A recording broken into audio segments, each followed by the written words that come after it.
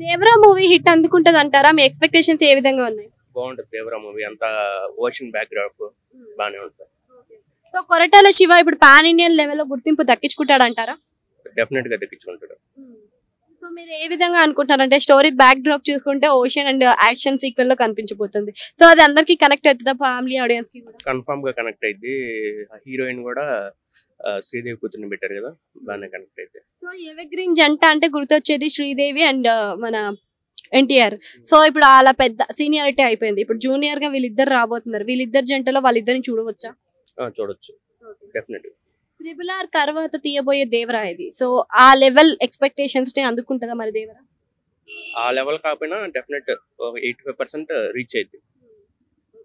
అంటే ఇప్పుడు రాజమౌళితో సినిమా తీసిన హీరో నెక్స్ట్ సినిమాతో ఫ్లాప్ అయితే ఖచ్చితంగా కొడతాడని అందరు సెంటిమెంట్ ఉంటది. సో ఇప్పుడు ఈ సినిమాలో అదేమైనా కనిపించే అవకాశం ఉందంటారా? అంత అట్లాగా ఏమీ అవ్వదులే. 85% ట్రిపుల్ ఆర్ కన్నా అంత కలెక్షన్ రాకపోయినా 85% రీచ్ అయింది. 85%.